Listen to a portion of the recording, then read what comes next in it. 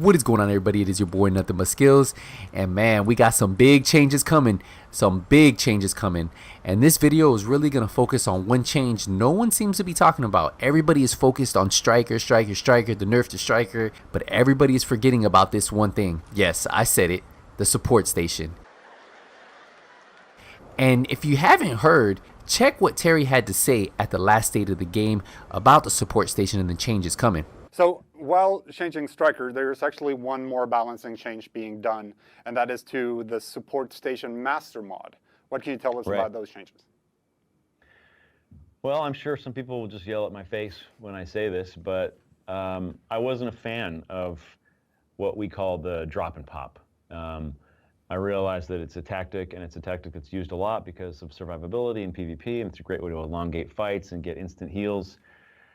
I didn't really like watching it, and I felt kind of dirty doing it as well. I didn't like the fact that in many cases it was possible for players to get a bigger heal from dropping and popping than using the first aid skill, because of where their skill power was. And so, I asked the designers to take a look at it. And so we didn't want to remove the functionality altogether.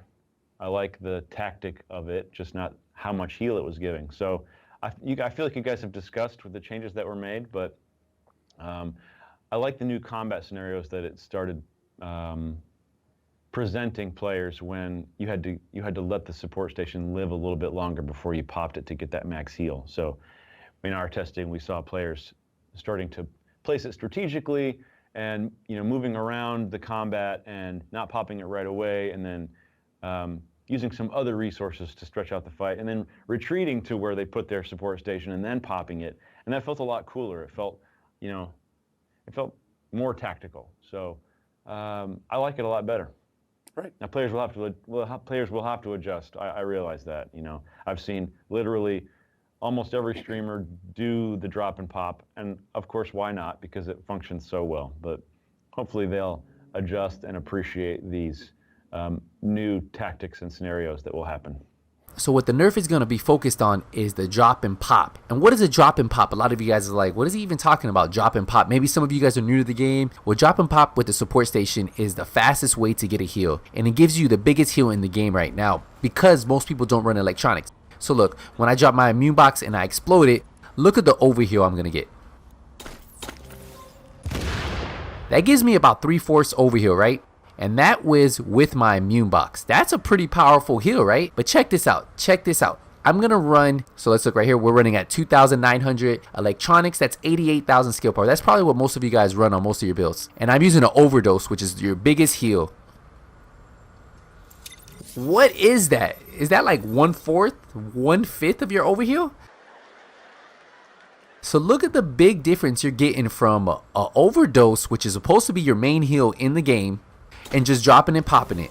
A big difference. There's a big difference there, and that's what he's really focused on. He doesn't like how it works, how people just drop it, pop it, and they use that as their main heal. Most people don't even run a heal anymore. Most people would rather just run a booster shot, or they run a pulse. Like on this build, I usually run an immune box if I'm running solo. If I'm running in a team, I won't even run an overdose. I won't run a booster shot. I'll run a scrambler. Now, what does my overdose heal me for at this amount of electronics? So I'm only going to get 65,000 self-heal, and that's with no self-heal mods on, and then my booster shot's gonna heal me for 39,000. So there's about 25,000 between overdose and booster shot. And what he said in that video, if you guys listen closely, I didn't like the fact that in many cases it was possible for players to get a bigger heal from dropping and popping than using the first aid skill, because of where their skill power was. And I agree with that, right? If you have an overdose, it should give you a bigger heal. So what I can see happening is the drop and pop will give you a less heal than your overdose. So what does my overdose give me at 88,000? About what, 1/5, 1/4 of my overdose bar? And then let's see what the immune box does right now. You can see the big difference right there. And that's a really big change, guys. That's something that a lot of people might have to spec into. If you're running solo, if they're going to lower the pop and drop for the immune box to be about what the overdose is, that's a big change. He did say, though, if you leave the immune box down, so if you leave your support station down, the longer you leave it down, the stronger the heal gets. So if you leave it down for maybe half of its life, they haven't said this, but I'm assuming, say if you leave it for about 5 seconds, you explode it, then you'll get a bigger heal than if you just drop it and pop it. So a lot of you guys, even even myself, if you look at this gameplay right here, when I get in certain situations, I'm dropping it, popping it, dropping it, popping it. So what I can really see in 1.8.3, depending on how they do that, maybe skill power will be something. Maybe people will have to finally spec into electronics.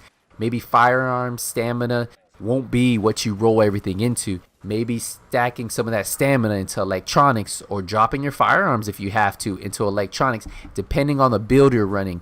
You might have to spec into electronics and kind of drop that stamina. You might not be able to run 9k stam anymore on most of your builds if you run 9k. You might not be able to run 7,000 firearms or 8,000 firearms because you need to put a little bit of that firearms into electronics, because if not, you're not going to be able to heal. Maybe the abilities that we're going to run are no longer going to be an immune box because it doesn't really heal you unless you're just using that against Predator's Mark. Maybe you'll just use your med kits and adrenaline, and you'll run something like an Overdose and a Pulse, so that way you can hit a little bit harder. It's really hard to tell right now until we get the full details, but hey, only time will tell. Only time will tell what builds we can run, what builds we can't run, how we should be speccing, what skills we should be running. I feel like there's a bigger change coming than just the striker meta, and I think that's a really good thing. I think having build diversity is what we need in the division, for a division community that's getting smaller and smaller as a lot of people are taking break from the division until Division 2 comes out. I feel that having more builds that you can play in the Dark Zone, in Last Stand, in Skirmish is a better thing at the end of the day, right? I really think that's where this nerf is really going to excel. And not only that, it re-energizes the community. It gives people something to grind for. I know a lot of you guys are like, I just got my striker set. I can't use it as much. It sucks that they nerfed it and I just got it because of the global event. Don't worry about it. There's going to be other global events. There's actually a global event at the end of this month. If you haven't seen that video, make sure you guys check out that video. I'll make sure I put a link up top so it does pop up. Go take a look at that. It's on my channel. It's at the end of this month. It starts the week after Survival ends. So when Strikers Nerf goes into place next week, Thursday the 23rd, the next global event should start that Monday. So we have a lot of things coming forward. We have the Nerf, we have the global event, and in that global event, guess what? They have Nomad, they have Predator's Mark, they have D3, they have Banshee. Those are going to be some really good sets. Banshee's really good in the DZ. D3 is going to be a really good support build now that strikers aren't building those 100% stacks so quick. You're going to be able to use D3. I feel like D3 is going to be a really good support role. A lot of teams will run a D3. And then of course you have Nomad, probably going to be the best solo PvP build in the game in my opinion. Until further notice, I'm sticking with that, and I should have something out for you guys shortly on my most up-to-date Nomad build. And a lot of you guys were asking me about that build. How do I have it spec'd? And I'm going to get that for you guys hopefully this week, if not next week. But we do have a lot of changes coming, and I feel that once we find out exactly how the support station works, once we see exactly how the striker nerf takes effect and how it really affects the PvP community, we'll be able to go in there, make tweaks, see what we can and can't run anymore. So that is something that I'm excited for. I'm really excited for all of these changes. Remember, if you guys want to watch me live, I do play all my builds live. I know a lot of you guys ask me, some of your films don't have DZ gameplay, it only has Last Stand gameplay. Well, that's the perfect place for you guys. Head over to my Twitch. It's twitch.tv/nothingbutskills.